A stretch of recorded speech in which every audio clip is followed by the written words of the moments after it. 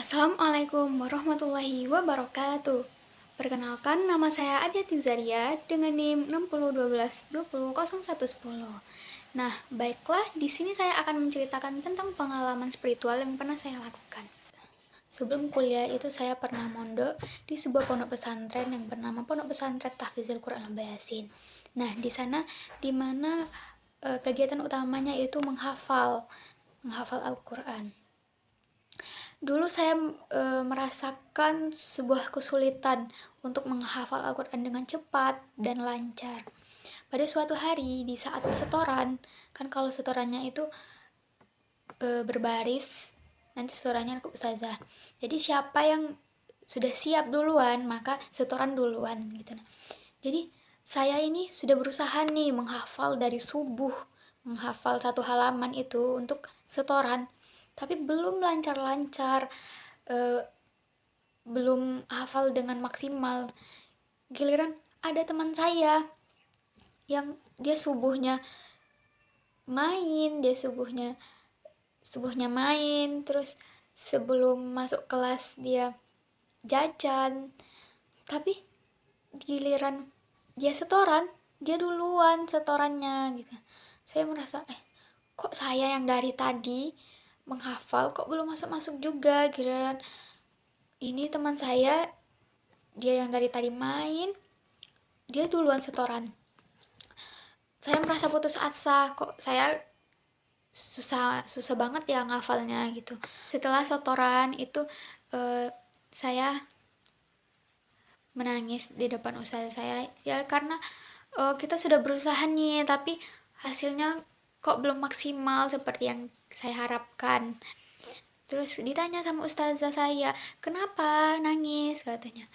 Saya curhat lah, saya cerita, saya capek loh ustazah, saya hampir putus asa dengan keadaan kayak gini. Saya udah berusaha nih ngafal dengan sungguh-sungguh, tapi kok hafalan saya belum lancar-lancar ya, hafalan saya giliran di store hafalan saya nggak lancar-lancar ya, saya malu ustazah gitu.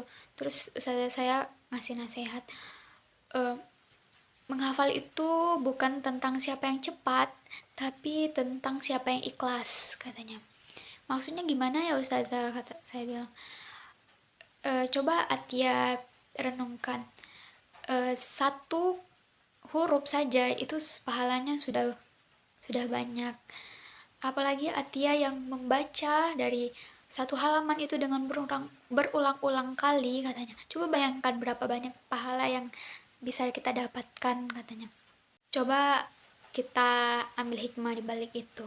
Mungkin Allah menyuruh Atia itu untuk membaca terus agar mendapatkan pahala yang banyak, katanya.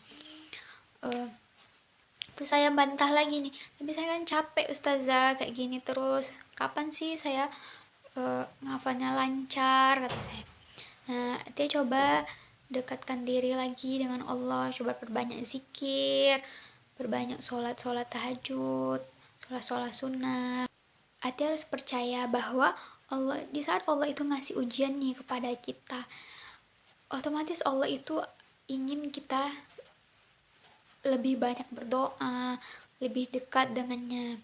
Nah, Atia harus mulai perbanyak sholat sunnah, sholat tahajud, harus perbanyak berdoa, harus perbanyak zikir.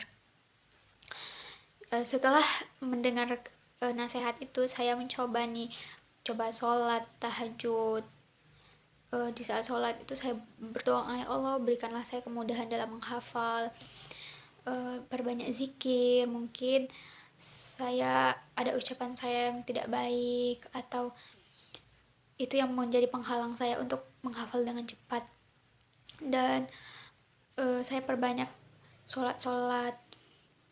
Nah, setelah saya melakukan kegiatan-kegiatan yang lebih positif, yaitu saya perbanyak sholat, perbanyak istighfar, memperbanyak berdoa, itu saya merasakan suatu perubahan yang dimana nih, saya yang pertamanya menghafal susah, yang satu halaman itu bisa berjam-jam, tapi setelah saya melakukan kegiatan spiritual itu, saya merasakan cepat. Yang biasanya itu saya menghafalnya itu berjam-jam. Nah, itu sekarang saya sudah bisa menghafal dengan cepat dan mudah. Dan di saat setoran pun saya sudah tidak banyak salah. Saya merasakan mungkin ini hikmah di balik Allah itu mempersulit saya kemarin untuk menghafal, agar saya ini lebih dekat, saya ini lebih banyak berdoa, saya ini lebih banyak meminta dengan Allah. Baiklah, jadi kesimpulan yang dapat saya ambil dari cerita saya tadi yaitu semakin ikhlas kita menerima suatu ujian itu, maka percayalah kita akan semakin banyak untuk mendapatkan hikmah yang baiklah, kesimpulan yang dapat saya ambil dari cerita saya tadi yaitu semakin ikhlas kita menjalankan ujian yang Allah berikan, maka kita akan semakin banyak mendapatkan hikmah dari ujian tersebut. Karena Allah Subhanahu wa taala telah berfirman dalam surah Al-Baqarah ayat 285 yang berbunyi, la yukallifullahu nafsan illa wus'aha. Allah tidak akan membebani seseorang melainkan sesuai dengan kesanggupannya.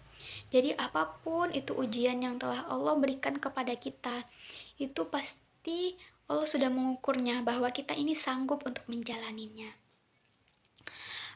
Baiklah, cukup sekian cerita spiritual dari saya tadi. Mohon maaf jika ada kata-kata yang salah. Dan saya akhiri. Wassalamualaikum warahmatullahi wabarakatuh. Dadah.